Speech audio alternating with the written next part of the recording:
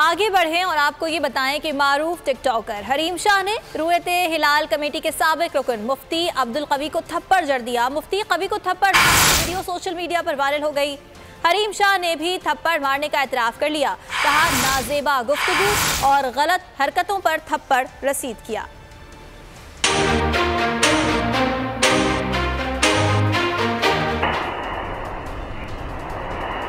साथ साथ टिकटॉक भी बनाई, गपशप भी जम के लगाई, फिर भी मुफ्ती कवी टिकटॉक गर्ल के थप्पड़ का निशाना बन गए। मारूफ टिकटॉकर हरीम शाह ने मारूफ आलिम दीन और रुयते हिलाल कमेटी के साबिक रुकन मुफ्ती अब्दुल कवी को थप्पड़ जड़ने का एतराफ़ कर लिया। वीडियो भी अपने इंस्टाग्राम अकाउंट पर शेयर करते हुए थप्पड़ मारने की तस्दीक कर दी। बोल न्यूज से खुसूसी गुफ्तगू में कहा कि निजी होटल में एक शो की रिकॉर्डिंग के हवाले से गई थी। नाजेबा गुफ्तगू और गलत हरकतों पर थप्पड़ रसीद किया। मेरा एक शो था, उसकी मैं होस्ट थी और मेरे गेस्ट थे मुफ्ती अब्दुल कवी। उनको हमने बुलाया, जिसकी वजह से उन्होंने हमारे साथ बदतमीजी की, हरेस किया और गलत किस्म की गुफ्तगू और नाजेबा हरकत की वजह से हमने उनको थप्पड़ मारा। तनकीद की जद में रहने वाले मुफ्ती कवी को थप्पड़ मारने की वीडियो तेजी से वायरल हो रही है। और इसी वाक़े के बारे में बात करेंगे। हमारे साथ मौजूद हैं हरीम शाह। हरीम, बताइएगा वाक़या क्या था, आखिर थप्पड़ तक नौबत क्यों पहुंची? जी, मुफ्ती साहब को हमने अपने एक प्रोग्राम के अंदर मदऊ किया था और मैंने मुफ्ती साहब को बहुत इज्जत के साथ, बहुत रिस्पेक्ट के साथ ठहराया। उनकी खातिर मदारत थी और एज अ गेस्ट मैंने उनकी तवाज़ो की। बट मुफ्ती साहब जो है तो अपनी हरकत से बाज नहीं आए। उनकी नाजेबा हरकत की वजह से और उन्होंने हरेस किया, जिसकी वजह से हमने उन्हें मारा और ये नौबत इसलिए आई। सिर्फ उन्हें थप्पड़ ही नहीं पड़ा, हमने उससे पहले उनको जूतों से हरीम, आपने नाज़ी की बात की, तो क्या आप मुफ्ती कवी के खिलाफ राजगी का मुकदमा दर्ज करवाएंगी? मुफ्ती कवी के सारे सबूत और सारा कुछ है, सबसे पहले भी मैं मीडिया को प्रोवाइड करूँगी और भी मतलब नाजेबा किस्म की गुफ्तगू है जिसमें वो बहुत ही घटिया किस्म की बातें कर रहे हैं और हरकत कर रहे हैं। इसको सबसे पहले मैं मीडिया पे लेके आऊंगी और फिर मैं इंशाल्लाह लीगल कार्रवाई करूंगी जो है। हरीम, ये भी बताएगा क्या आपकी नई वेब सीरीज की लॉन्चिंग का ये टीजर तो नहीं है? नहीं, मेरी वेब सीरीज का टीजर नहीं है। वो टीजर इंशाल्लाह बहुत जल्द रिलीज होगा और वो एक बहुत ही मुनफरिद वेब सीरीज, उसमें इस तरह का कोई भी मतलब। हरीम, इस तमाम तर वाक़े के बाद अब आपको मुफ्ती कवी से कोई खतरा तो नहीं है? नहीं, मैं लोगों से नहीं डरती और लोगों से मुझे किसी किस्म के खतरात हों भी तो वो उसका मुझे फर्क नहीं पड़ता और मुझे कोई परवाह भी नहीं है। ज़रर देने वाली और फायदा पहुंचाने वाली ज़ात सिर्फ और सिर्फ अल्लाह तबारक व तआला की है। हमारे साथ रहेगा हरीम। इस वक्त मुफ्ती अब्दुल कवी भी हमारे साथ हैं, उनसे वाक़े की तफसील जानते हैं। अब्दुल कवी साहब, असल वाक़या क्या था?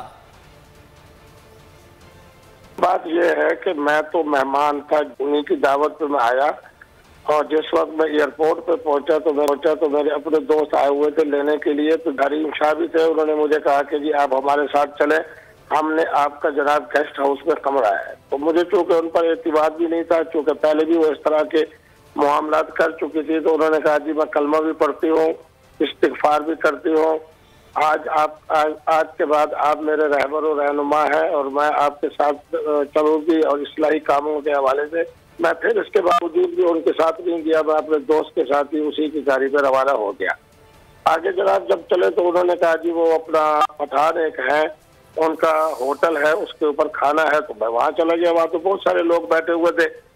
फिर इसके बाद जनाब मैं अपने दोस्त के पास चला गया, रात वहीं रहा।